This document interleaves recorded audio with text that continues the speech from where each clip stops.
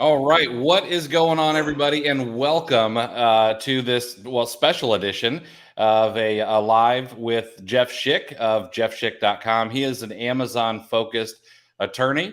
Also happens to be the guy who single-handedly saved me from my own suspension just around this time last year. And so we're going to dive into a bunch of topics with him today. I've got literally front and back of a sheet of paper full of questions, and yeah, we're gonna have a little fun. So, Jeff, thanks for taking some time and hanging out with me, especially right after you're getting over COVID. I'm sure you'd much rather be doing something else, but how you doing, man? I'm doing great. Thank you for having me on board. It's been the COVID was definitely an upset that I wasn't expecting, but now that I'm back, it lasted about 2 days, and then I've just slowly been recovering. So now I can be back to normal and helping people. So I'm glad to be back on. Well, awesome.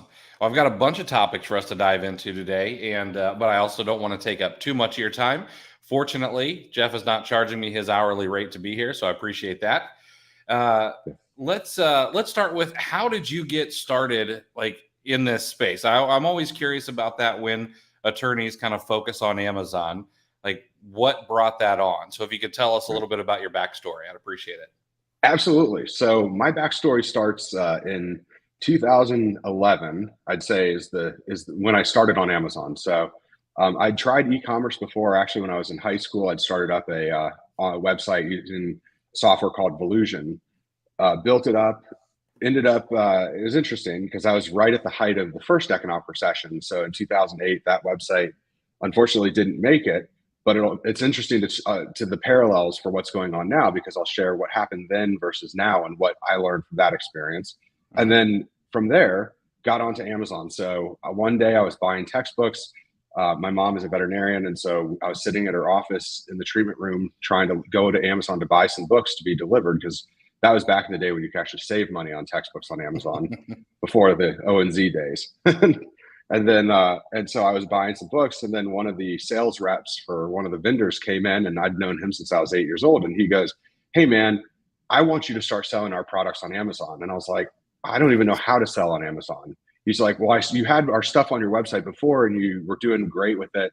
Come on, sell it again." So I go to Amazon seller, on Google. I pull up this page and it says 6 months, no fees if you sign up for an Amazon seller account. So registered for one of those pro seller accounts, started FBM, and the product started selling. And then I started making more listings for this company, and just one thing led to another. FBA came around. I started using FBA, and it took off. So that helped me pay for college. It helped me pay for law school. So by the time I got to law school, I was actually selling 10,000 bottles of pet shampoo a month on Amazon. Yeah.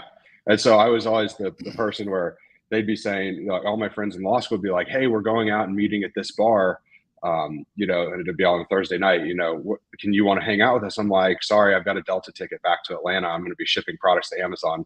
Just had 2,500 items show up. Oh, wow. So that's how I paid for law school, and college was just by selling online. And it's how I really got into the space. And along that journey, I had a couple major issues pop up. One was an ASIN suspension for a used sold as new complaint.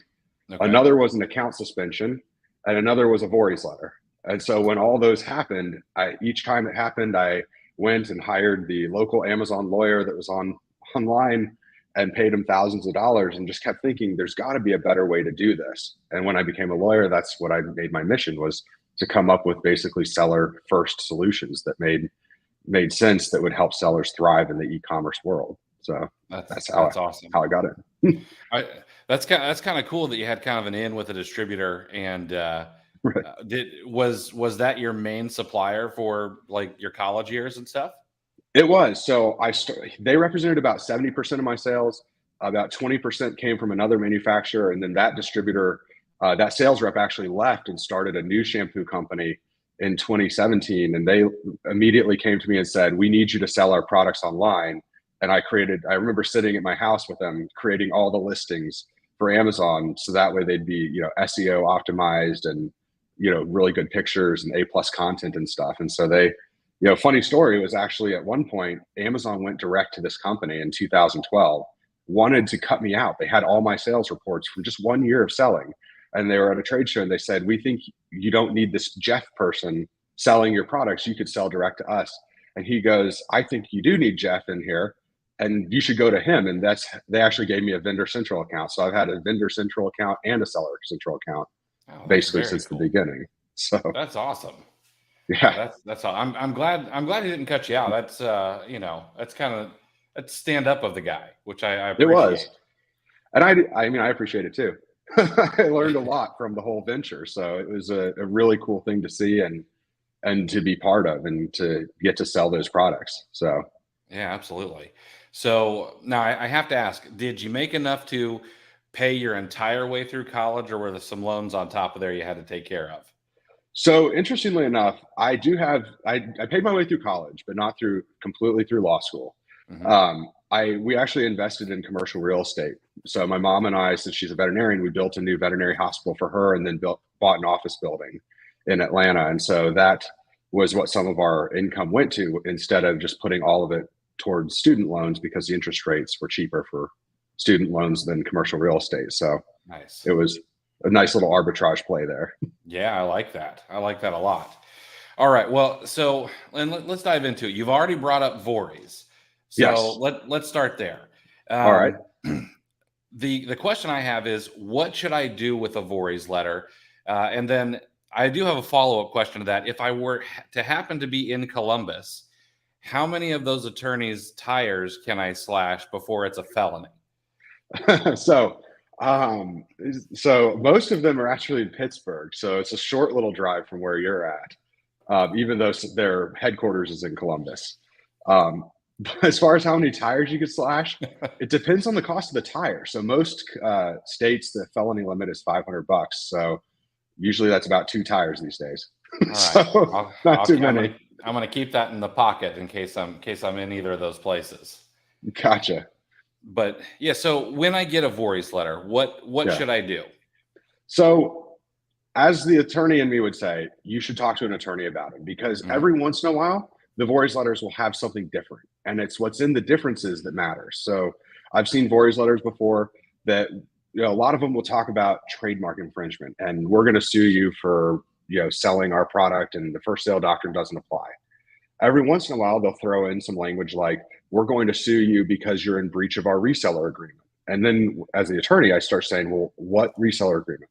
Oftentimes that leads to another discussion about what may have been signed. And sometimes we find out that sellers have actually signed paperwork saying, I won't sell this product online.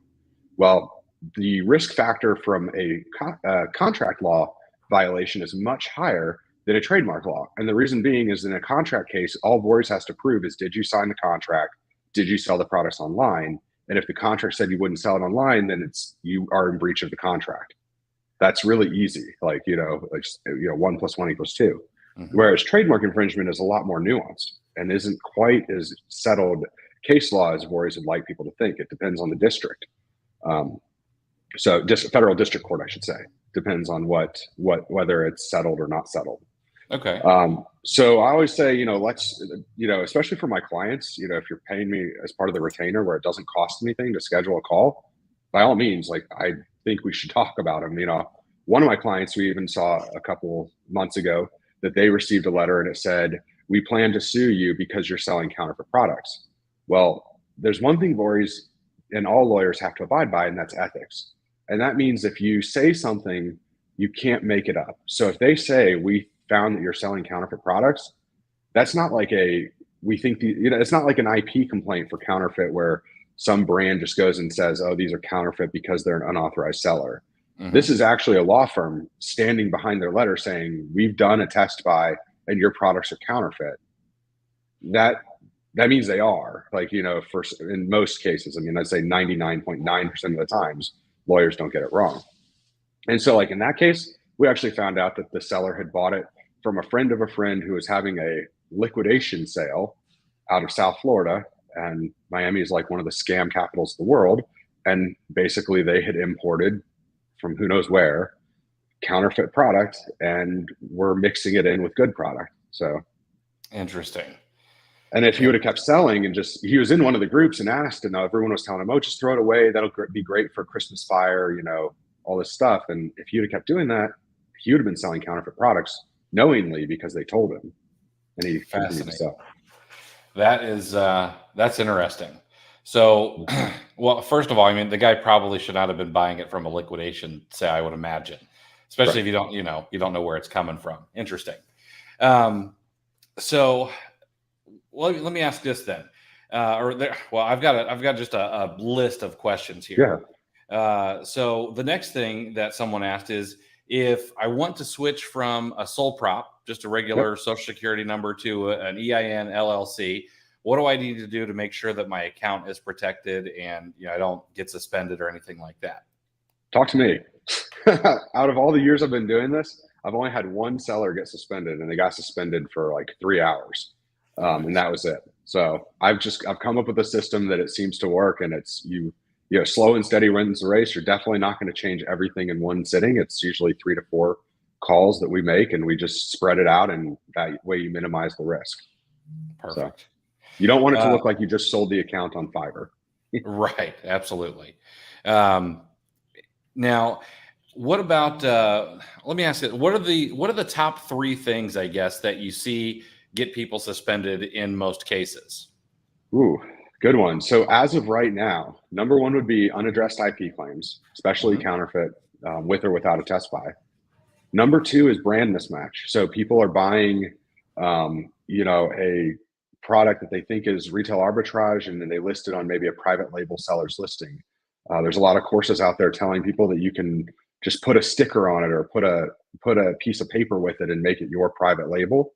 That would be that's obviously a risk to do. And then the third reason people are getting suspended is what Amazon would call circumventing ungating procedures, or Amazon security systems is what they call it internally. So for instance, you might be gated in let's see, what would be a good one that people would gate it in? Might be gated in Nike, but you find a listing that says maybe Nike Golf, and you put those polo shirts for sale on that listing because it says you're able to sell. And then you get hit with a suspension because you're not ungated in Nike, and you just went around it by finding a listing that you could list on. Okay. Sorry, was number 1. What are some of the others that you see most frequently? Well, that would be number 1, 2, and 3. So they kind of all were baked together. But yeah, number 1 would be unaddressed IP complaints. So counterfeit complaints in particular. Number 2 is listing on the wrong brand. So like you pick up a product, you think it's Apple AirPods. You think you're going to put it on the Apple AirPods listing, but it turns out you put it on Jeff's audio receivers listing that just happens to steal all of Apple's pictures and bullet points. And then the third would be this like brand ungating, what they call the circumventing security controls, where you've found a listing that it says you can sell on, but you're not really allowed to sell, but you're finding this alternate listing because you're not allowed to sell on the main listing. Perfect.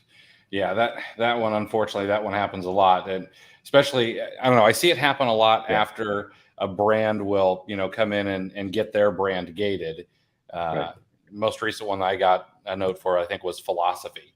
I started looking at brands, a week or 2 later, and sure enough, there's Philosophy spelled wrong and things like that, to get around that. So interesting. Especially, an interesting one is KitchenAid Whirlpool.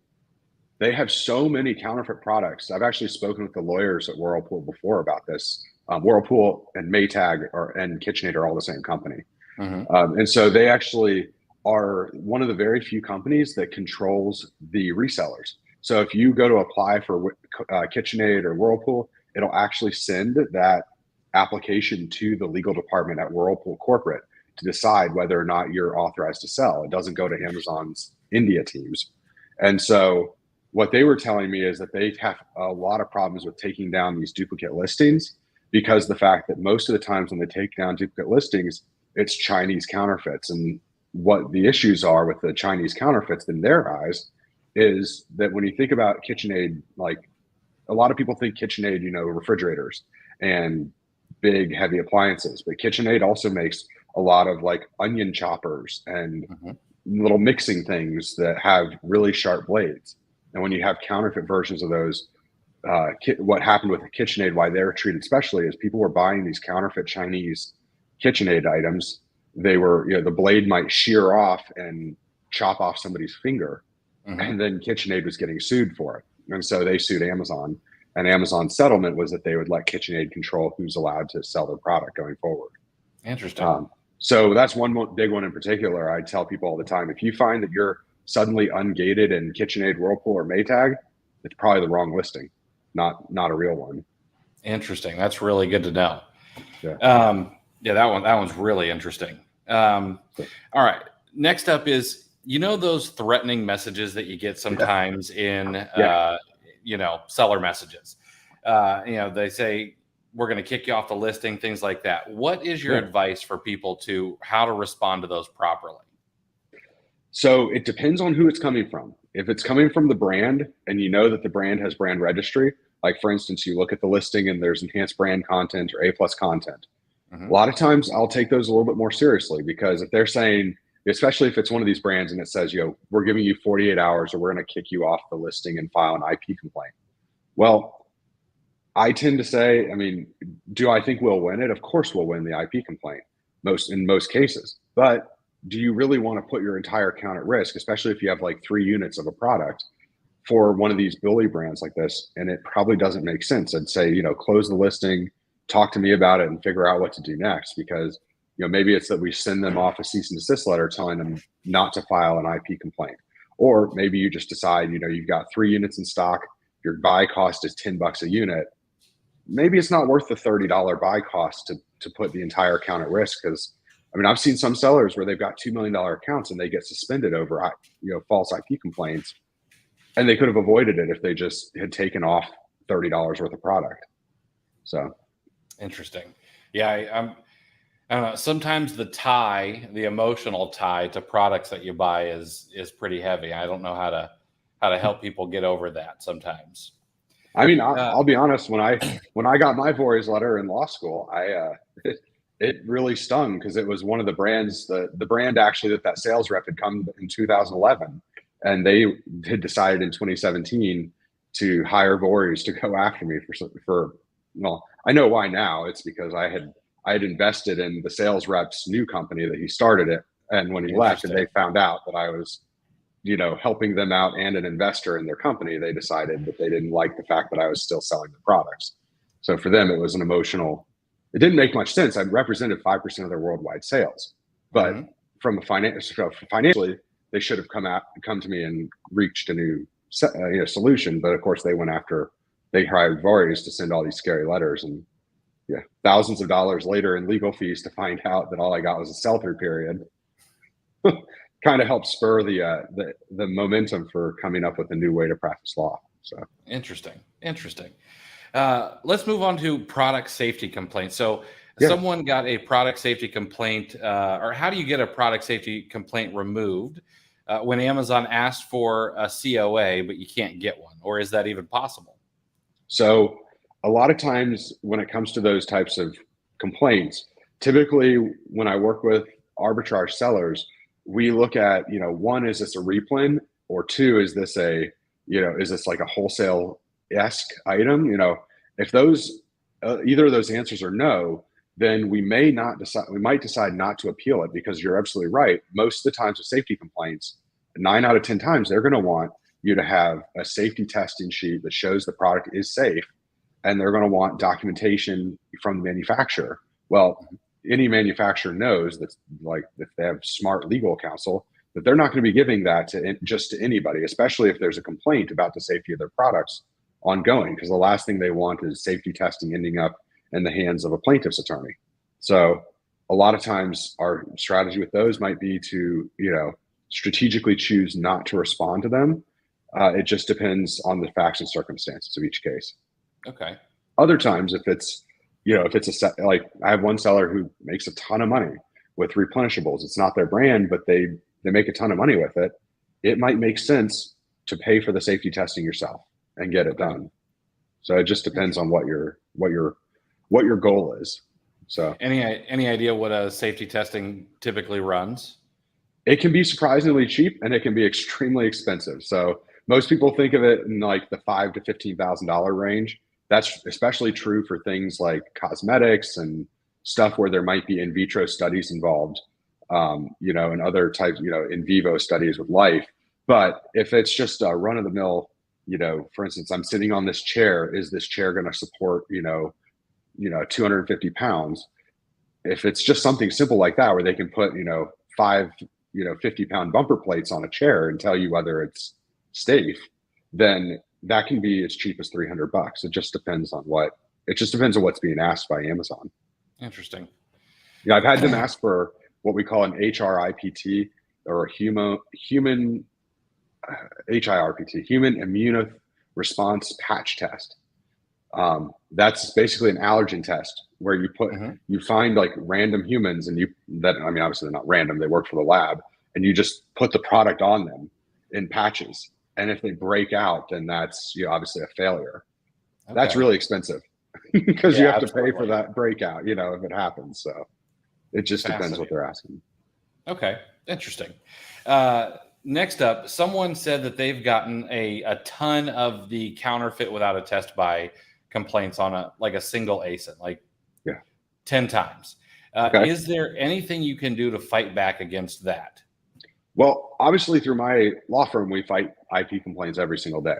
Mm-hmm. And so we've got a protocol, we will reach out to manufacturers. We'll try to negotiate, either settlement agreements with them to allow you to keep selling or to sell through, or, at least get the product complaint removed from the account, depending on what's going on.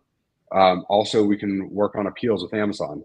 The only downside is that if the, in that case, it sounds like he's probably gotten 10 IP complaints, meaning he got the first IP complaint, appealed it, Amazon accepted the appeal, and then he started selling again. They filed again against him. Mm-hmm. In that sort of whack-a-mole game, the unfortunate reality is there's no way to stop a brand from continuously doing that, and eventually the seller's going to get suspended. Mm-hmm. Like Amazon will get to the end of the rope, and somebody at Amazon's going to see that and just be like, we're done with this account for a little while until they can tell us what's going on here. Because it is abnormal to get 10 IP complaints on one ASIN. So, because typically Amazon would say, if the brand really doesn't want you selling the product that badly, logic would kick in that you should say like, maybe we don't want to sell this product because they're just going to keep doing this to us. So. Right. Interesting. So sometimes it's just better to take the L and move on, as much as it kind of sucks. It is, because otherwise you're playing Russian roulette with your account, and you just don't. At some point, that number is gonna come up, and it's gonna not be your number, and you're not gonna make it through it. And I don't, as long as you have good sourcing, no one usually is gone from Amazon forever. It just might take a while. So that's the good news. I mean, there's very few cases that we lose that never come back. Certainly can happen, in like forgery cases and things like that, but where sellers have good supply chains, that's not usually a thing. Can we talk about good supply chains a little bit, and what you deem is a good supply chain and what is a bad supply chain? Absolutely. So obviously the best supply chain one can have is straight to a manufacturer. I mean, you're going right to the manufacturer and getting it from the source. That could include, wholesale accounts, or it could even include, manufacturer websites. That's obviously, really good, because it's pretty hard for Amazon to argue, at least if we, sometimes the seller performance level, they get it wrong because they're not very well trained. But at least when we get to, if we have to go to Amazon legal, if you bought, I don't know, let's see, Apple product and got an IP complaint, and you had bought it from the Apple store or from Apple's website, it's pretty hard for Amazon's legal team to see that and be like, well, must be counterfeit. They're just not, because, again, human logic comes in, and you've got people that have more freedom of being able to think outside the box. Mm-hmm. As we kind of move down the supply chain, it'd be distributors. So, wholesale distributors that are very widely known, these would be like your mega billion to couple $100 million companies that are selling products. Those, of course, are good sources. Moving down the list, you go to like websites that are widely known that, big box retail stores operate. Mm-hmm. It could be, academysports.com or, even amazon.com. And as you move down although Amazon has its own challenges, you have to watch out for. As you move down move down the list, you start getting into, of course, you've got your retail stores. Those are, for the most part, you're pretty safe with retail stores. And that would be about the baseline. Okay. In retail stores, that could include, discount stores like Marshall's, TJ Maxx, and Ross. Anything in particular that you suggest people do for provenance and record keeping when sourcing at places like Marshall's, TJ Maxx, Ross, that kind of stuff? Take really good pictures of your receipt, use a receipt scanner and take pictures of the product with the product tag on it, because oftentimes your receipt, I've seen them all across the board. Sometimes they're really good and they'll say, Nike men's 13 shoe. Other times they're really bad and it'll just say men's shoe or men's apparel. Men's apparel is really broad. And if you don't have that corresponding item sticker to help link that, it makes it a tough argument for Amazon's people to see that this sticker and men's apparel actually corresponds to this Nike shoebox. So that's why taking pictures is so important when you get to stores with what we call store identification tags. Perfect. And you also said something I thought was interesting. Amazon has its own difficulties. What are those difficulties with Amazon? Well, Amazon, for instance, you can't buy from third-party sellers. So when you're buying from Amazon for like an Amazon to Amazon flip, you want to be buying from Amazon.com as the vendor. You also want to be using a separate login from your normal login. You don't want to use, Prime shipping benefits. And you have to be aware that you can't drop ship on Amazon either. So they do have a very aggressive drop shipping team that will go out and suspend people's buyer accounts for drop shipping. And if you're using the same account for buying as you are for selling, that means your seller account will get suspended too. So. Interesting. Okay. That's good to know. I mean, I don't drop ship from Amazon. Well, I don't drop ship at all anymore. That's how I got started though. So Tracy's curious, are you finding these kinds of issues at all with Walmart or anything? And take your time. I know you're getting over everything, man. All right. So Walmart. So like, you mean Walmart.com is a selling platform? Yeah. So Walmart.com just launched what they call Brand Center about 2 months ago. So we're starting to see an uptake in, I want to call it brand registry, but it's Brand Center complaints. Effectively, it's the same thing as brand registry. So that's now a new thing. We've also started to see that Walmart's become more aggressive against drop shipping. So there were a lot of automation. I know that you touched on this recently, automation done for you stores where you list products on Walmart and it's shipped from Amazon. Great news for Walmart and their bots. Amazon now predominantly uses TBA, Transportation by Amazon, as their tracking identification numbers. And they usually start with TBA and then it's a long string of numbers. It's not very hard to build an algorithm, which Walmart has built, that if a bunch of orders are coming in with tracking numbers that start with TBA, that it must be drop shipping from Amazon.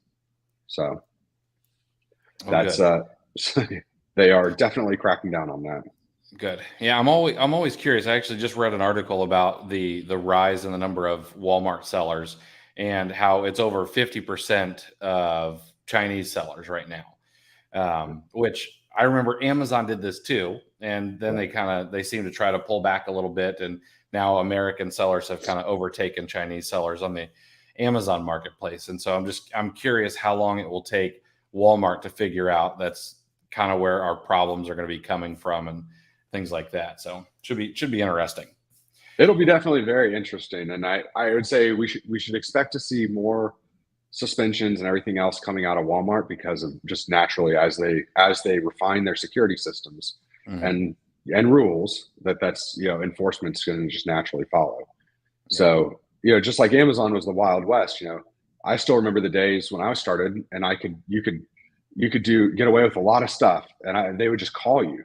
So my very first ever suspension was in 2012, but it lasted about 2 hours because they called me when I was on my way to class. I told them I was walking into class. They said, okay, well, what's a good time for me to call you back? And this is, of course, somebody in Seattle. And I told him, well, I'll be back from class around this time. And he goes, okay, I'll call you back at that time. He goes, in the meantime, I'm just going to suspend your Amazon account. No idea what this means. I don't even think they had the Amazon seller app at that point. So it was still going to the website and checking your sales and such. And so it was, suspended for 2 hours. He called me back, and then he had me read through a bunch of help center articles about what I'd done wrong. Mainly it was that I was buying cases of pet shampoo that came in cases of 12, but they were packed in master cartons of 72. So six boxes of 12. And so this is when Amazon was rolling out the distributed inventory placement, where they'd be like, oh, you need to send, one case to California and one case to Missouri and one case to, all these cases to different places. And so me thinking that I'd mastered the system, I said, well, if I just put it that I've got 2 cases of 72 rather than 12 cases of 12, then I'll be able to just only ship it to 2 places. And he saw right through it. Nice. He asked me he goes, after he had me read the case pack policy, he goes, do you know what you did wrong? I said, no. He goes, well, I'm going to go ahead and send you a picture of one of your cases of 72 that was actually 6 cases of 12. And he sends me the picture, and I go, oh yeah, that looks like my work. He goes, so you won't do this again, right? I said, no. He goes, okay, I'm reactivating your account. Thanks for being part of the Amazon platform. Interesting. So. That it really was the Wild West back then. I remember, it was easy to message customers and and get them to remove bad feedback and all kinds of things. It was it's better platform now. Even though there are a lot of rules and things like that in place, it is a better platform now. But right.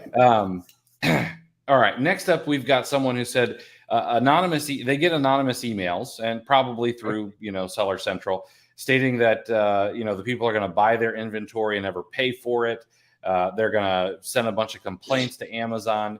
Is there any way to deal with that, or do you just have to kind of move on from it? Well, I would say the first thing is, for dealing with it, I'd say the first thing to figure out is, why are they sending? I'd ask yourself, why are they sending me this message? Mm-hmm. And a lot of times, that answer to that question is that you might be listed on the wrong listing. So like maybe you bought, for instance, Far Harbor Freight is infamous for this. You buy like 12 screwdrivers at Harbor Freight and they're unbranded, and you might accidentally have listed on somebody's branded listing. Might be the exact same screwdriver, but yours is an unbranded Harbor Freight. And if the listing says, XYZ Tool Company, you're not on the right listing, even if they took Harbor Freight's image from their website. And so with that in mind, I would ask first question is, really check your particulars. Is the brand name correct? Is the title correct? Is every single element correct? If you actually did buy the person's product and you're listing on their listing, then it might necessitate a response where you write back and say, well, I didn't mean to do this. I have 12 units in stock. Can I please sell these units and be done with it? Mm-hmm. If it turns out you are listed on the wrong listing, then you need to get off that listing right away. Because a lot of times what I've found is those emails come because you're on the wrong listing, not because you're on the right listing. Because face it, big brands, Nike, they don't have time for that. They're not going to do that. It's the private label seller that is selling a product that, is passionate and deeply cares about this listing. That's why they do it, because there's emotions involved. Because big brands, it's just dollars. There's no emotion. Even if you're the brand manager, you're not going to get emotional like that. So. Right. Interesting. Now, what about IP infringement for, say, having a brand in the title? What's the best way to handle that? Well, it depends on the brand and the title.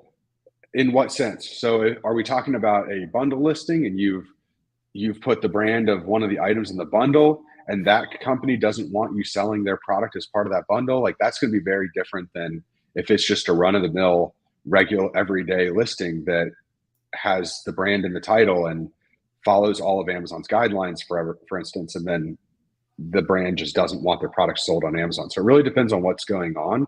Mm-hmm. It's hard to say. There's unfortunately no one size fits all guidance there, because there's so many variables that could be taking place. Interesting. Okay. Yeah. Any particular way? Let's say it is a bundle. Anything you would do a little bit differently that in that instance? Well, the number one rule for bundles that I've found when it comes to IP complaints, to help avoid them, there's 2 things you can do to minimize your chance of getting an IP complaint. The first is getting brand approval before you sell their products in a bundle. So that means, like if you're selling, pins and a cup holder for like a pin holder for the pins, reach out to the pin manufacturer and say, hey, I want to bundle your pins with my pin holder. Is that okay? That most of the times they'll say yes. Or it's like you're selling a toothbrush holder with toothbrushes and toothpaste. So that's the first thing. Call to the major manufacturer in the bundle and ask them, hey, can I do this?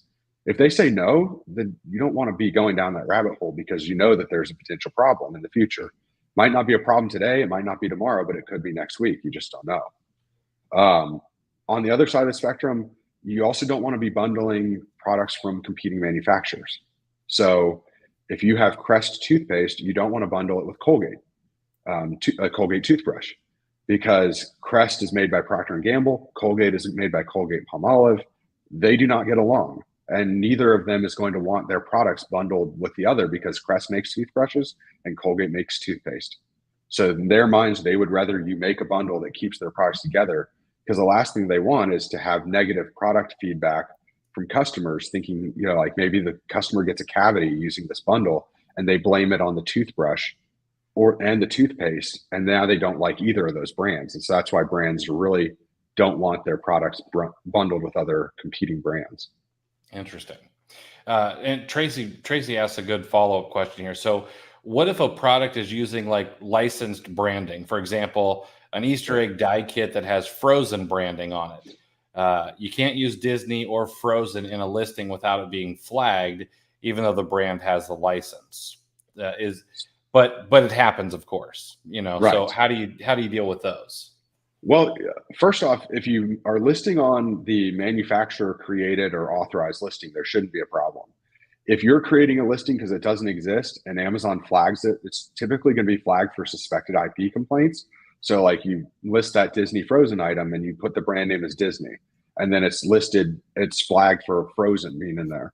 Well, if you can provide evidence to Amazon that this is a licensed product, like for instance, maybe you go to shopdisney.com and pull up that listing and send it to Amazon as proof that, hey, Amazon makes this product. That's a good indicator of being able to, help get Amazon over the hurdle to clear that listing. So it's all about documentation. Perfect. And this next question kind of follows in the same vein. So someone has a 2-pack that they're receiving trademark infringements on. Yes. The company or the brand states they sell a single pack, so the 2-pack is infringing. Are they infringing, or is there a way to kind of fight back on that one?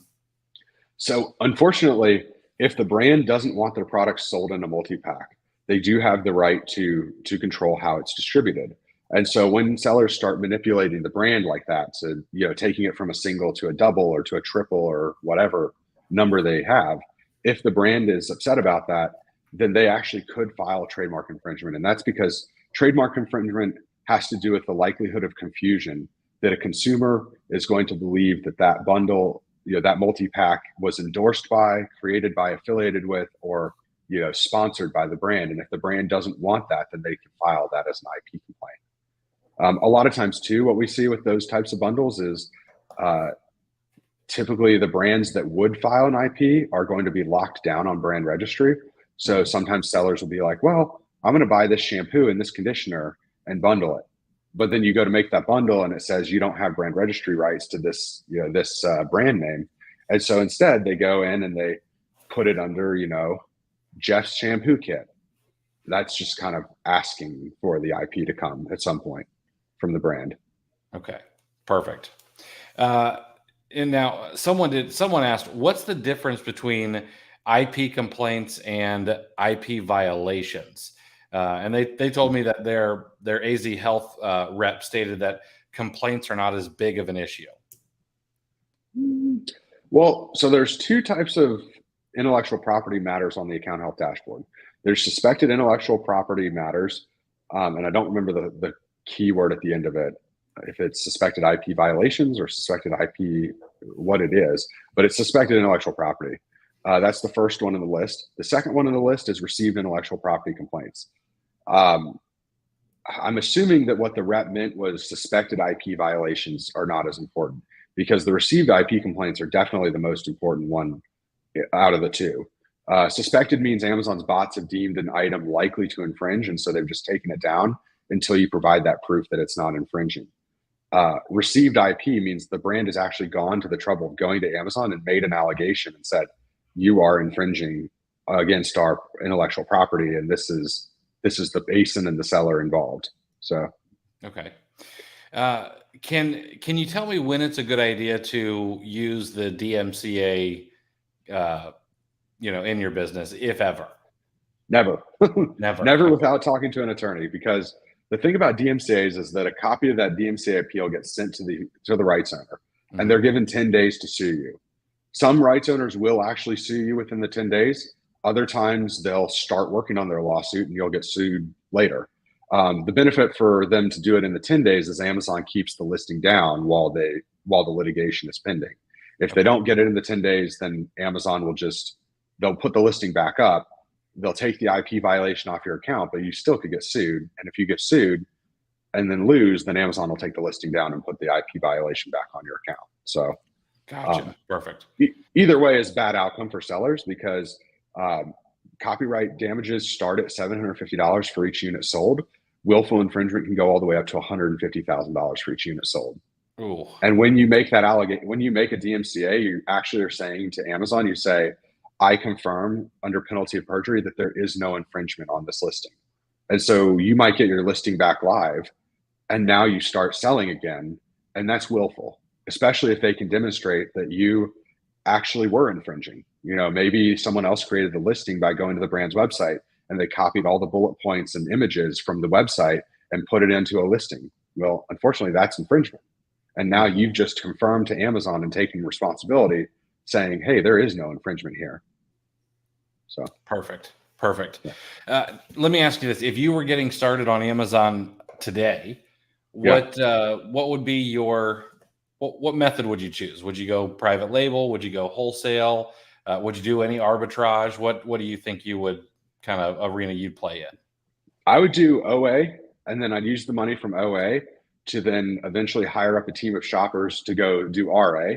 And then from there, I'd probably start, if I wanted to dabble in wholesale, I'd start testing wholesale a little bit. And private label could be a thing. I think right now the market for private label is a little bit saturated. I think it costs a lot of money to get into the space. Part of that had to do with the economy. Money was easy to print. And so right now I'd probably focus on the established brands and focused on the arbitrage opportunities and go from there. Because I think there's a lot of opportunity to learn the system, get your account rate, ranking very good, build up that, solid trust factor with Amazon, and then branch out from there. That's just personally what I would focus on, getting back into Amazon. No, I like that. I'm an arbitrage guy, so that, it sounds good to me. Can you tell us a little bit about what you do for Amazon sellers, and like I'm a client of yours, and so what do clients expect from you? And then I've got a follow-up question to that as well.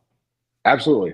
So obviously I'm an attorney for Amazon sellers. And so everything that I try to do for my clients and for sellers is to find ways to come up with legal solutions that make their lives better. So for instance, I've got my $89 a month retainer where people retain my law firm. That gives you unlimited calls with me and my team. That can be about Amazon. It can be about business, whatever the topic. It's covered by attorney-client privilege, and we're happy to talk about them. It also protects you against account suspensions from the minute you sign up, and it protects you against IP claims, where you get one complimentary IP claim a month. So you get that, because in my experience as an attorney, the number one reason people get suspended is for IP complaints. I don't want those to build up on people's accounts. I'm about preventative maintenance, just like you go to the doctor for health checkups so that you don't end up in the emergency room. And that's, for instance, why on health insurance, going to the doctor's free. The emergency room is very expensive, as I learned this past weekend. So, yeah. Yeah. And so how much does it cost, and where do people go find out more and that kind of stuff? So it's $89 a month, no contract. It's month to month, it's billed monthly, and you would sign up and learn more at my website, which is jeffschick.com. Perfect. So, which is right below his name in case, you have problems spelling it. Now, if I were, let's say that, I sat down and I want to interview an attorney, I want to interview you to do work for me. What kind of questions would be good to ask an attorney? Well, first off, I'd ask, what is your Amazon experience?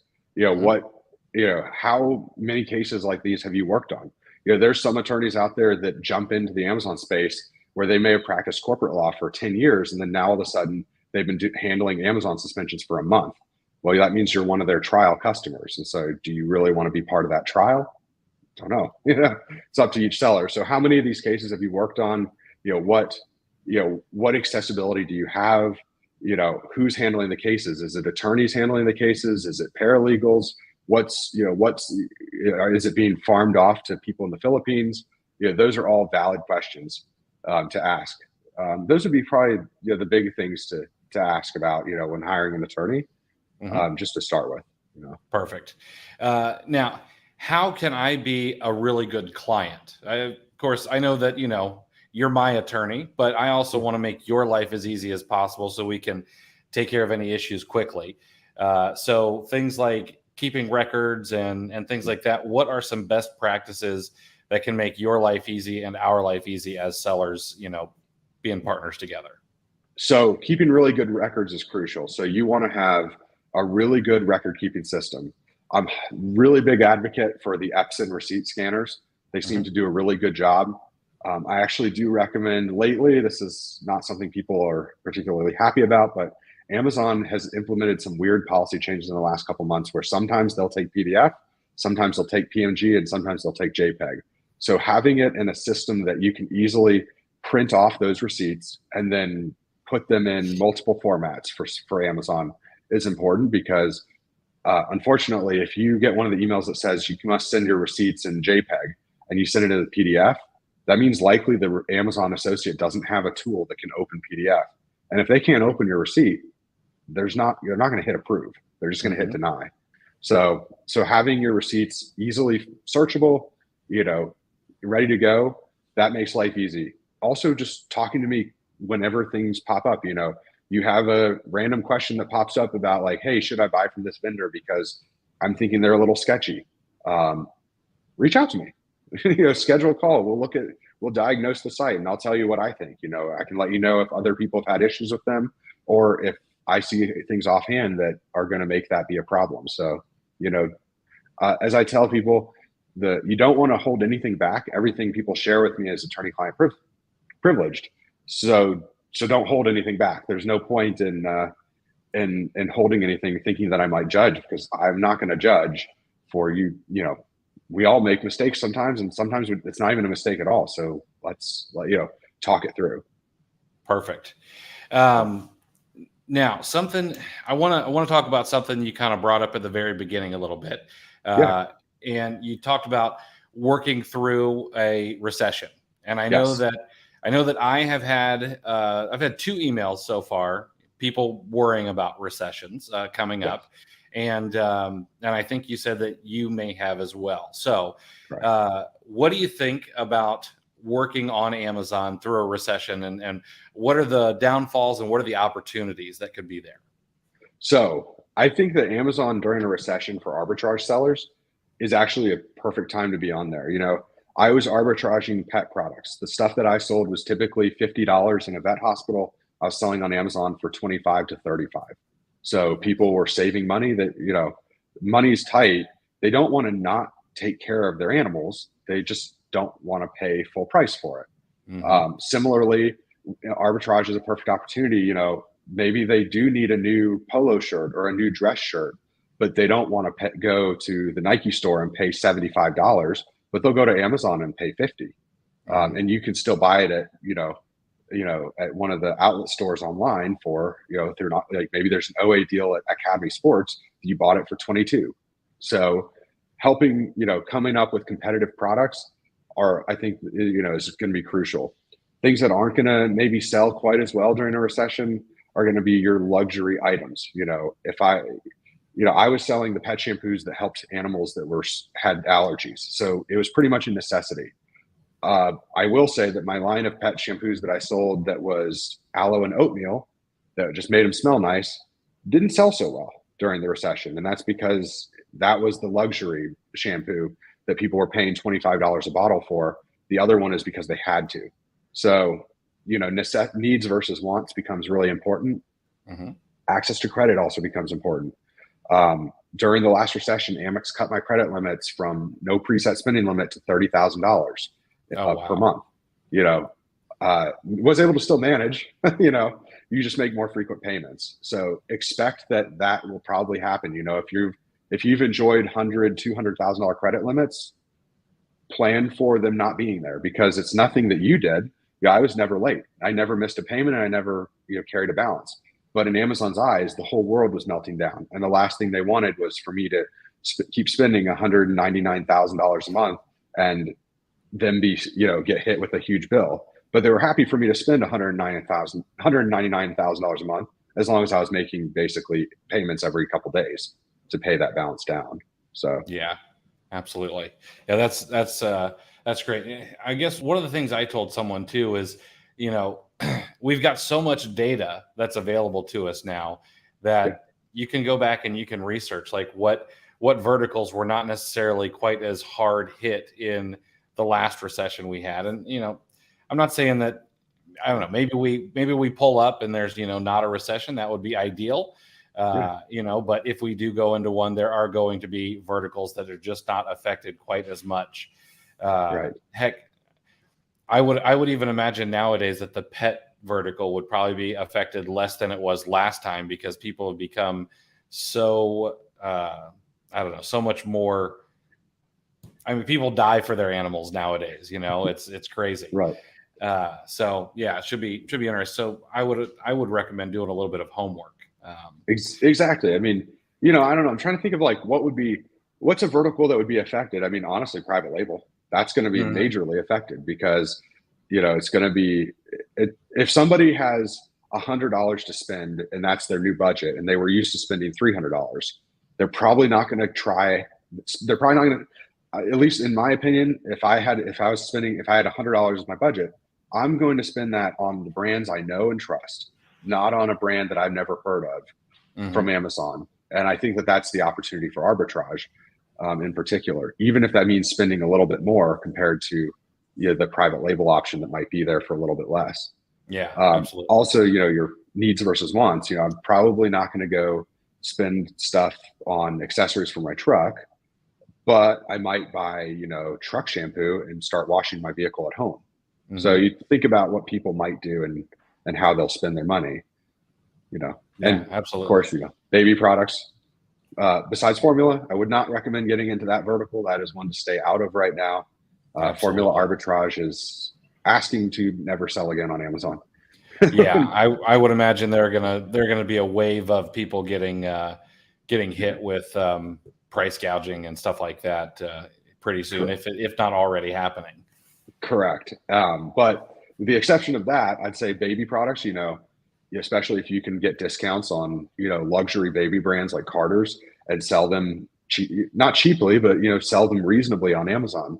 I think there's a huge opportunity, because at least, people are still going to be having kids. So that's, a vertical, kids clothes still going to be necessary. So people are still going to be spending money on that. So really, finding markets that people need, as well as, some of the wants, but just reasonable wants, I think are key takeaways.